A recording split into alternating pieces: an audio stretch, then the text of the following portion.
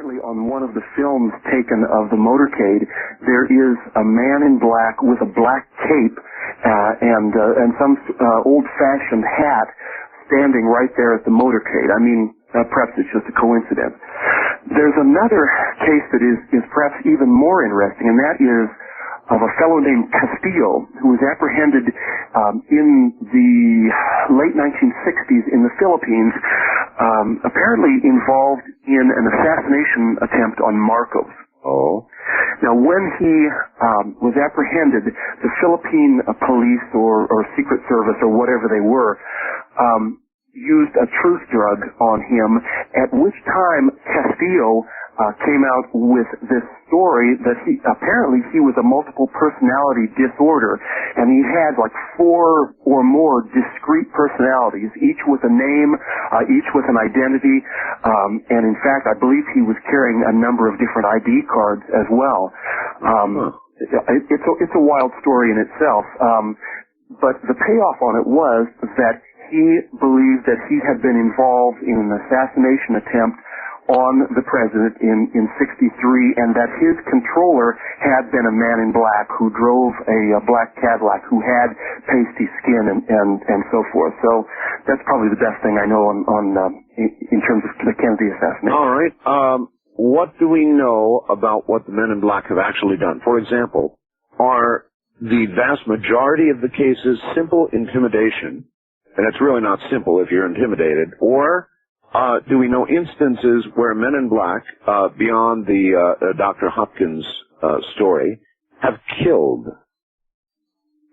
I don't know of any instances where a man in black killed anyone, but there are a lot of truly sinister stories from the old days that, like I said, involve these sort of witchcraft elements. It seems that half of the people that were involved with men in black back in those days were involved in eating children and abducting people and in sacrifice and so forth. I don't know. In doing what with children? Well, I hate to even mention it, but did you say eating? Eating, yeah. Eating as in Jeffrey Dahmer eating? Indeed, yeah, and if I had it to say over again, I think I would have omitted that detail. But yeah, a lot of those old time stories really are pretty darn sinister. I was convinced when I was a child that there was something in my closet that would have eaten me given half an opportunity to get out. And to this very day, and people can laugh as they will, I close closets. I don't go to sleep with open closets because that's where things that would eat you come from. I'm serious. It began that way as a child. When you'd go into the covers.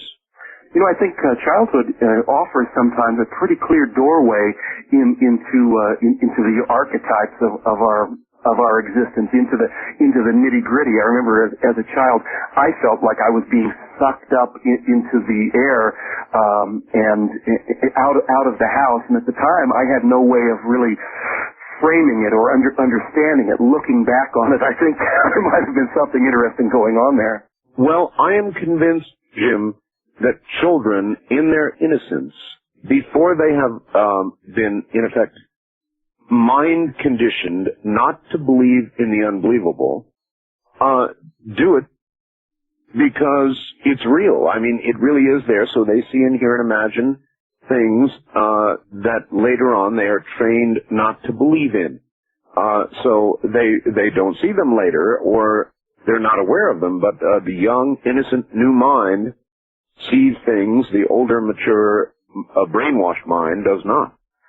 Right, and that cuts back into my thesis about that we manifest our own reality in the sense that kids often have a number of imaginary playmates. I mean, this is very, very common, and it may be that this isn't delusion, but as we grow older, as we solidify, we exclude these other beings, and it's simply us from then on out. It may be that we are simply changing in terms of our approach and cutting out a lot of the messages and a lot of the beings that are truly around us. You've got it. All right, Jim. Good cutoff point. Stay right there. Men in Black. There's more to come. I'm Art Bell, and this is CBC. From Russell in Kansas City, Art, you seem troubled by this Men in Black stuff. Nobody seems to have trouble talking about men in white. We call them angels, I believe. So if we believe in angels, does it not follow that there should be men in black? Is that a proper attitude, Jim? You know, I'm just reminded of this. I saw a show, it was like, I don't know, the something soap hour back in 1955 or something. This was in very early days TV, and it was about a man in white and a man in black who came to this small town and circulated amongst the people, and the rumor mills got going and so forth.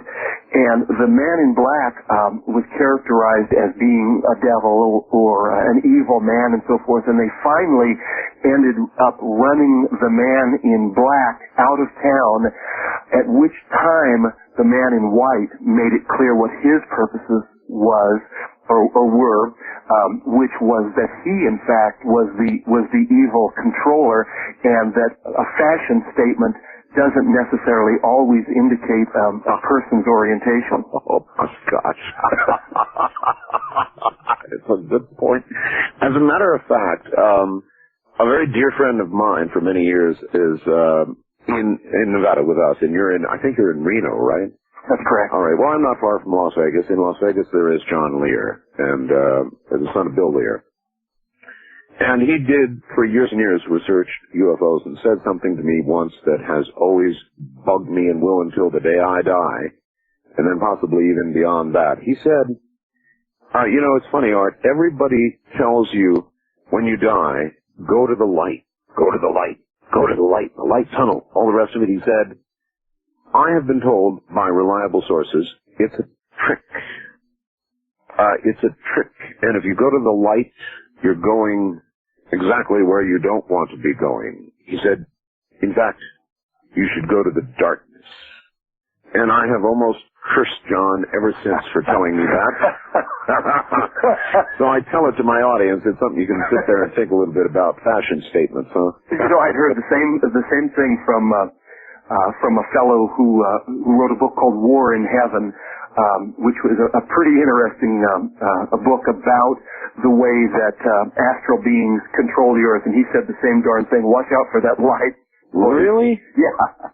Oh, thanks. That reinforces something to wonder about. That leaves us in a heck of a position, doesn't it? Yes, it does. All right. Let's take the remainder of this half hour and still talk about the Men in Black and ask you what other instances, for example, around, I know, before I even get to that, my wife said you asked him about about a woman in black, and he said there was only one story, and she said, I want to hear it, because somehow we got launched into Mothman. Well then, what I would say is for your dear wife to crack the darn book. It's a complicated story, and frankly, I don't remember a lot of the details. I'm sort of, in many ways, I'm kind of the mad professor. I dive in to whatever book I'm working on at the time and immerse myself in that subject.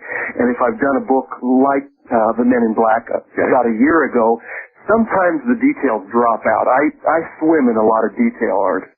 All right. I was going to ask you, and now I shall. I have retrieved already a couple of stories from listeners tonight about the Men in Black. How do you get them? Well, you know, one thing I would like to say is that I think that when we start getting calls, you might be surprised at the frequency of Men in Black stories. I mean, they are all over the place. I know the phones are ringing off the hook, but I still want to know, without the resource that I have to just say I want to talk about the Men in Black, let me hear it, you know, how do you go about collecting stories for a book? Well, it's almost an intuitive thing. I don't really think about how to do it. Primarily, I have fun with it. And I start off by contacting my friends and a network of researchers that I'm associated with. I mean, you know, around the world, I'm on a friendly basis with perhaps at least 50 researchers in this area. Right. Then I gather and read everything on the topic. And with the Men in Black, I expect I probably must have read at least 50,000 pages.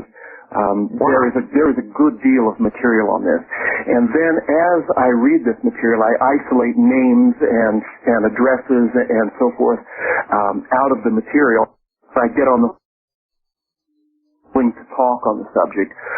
With the Men in Black, there were quite a few people who were reticent about it, but there are other experts on the subject, and I talked to experts and quite a few people who had encounters.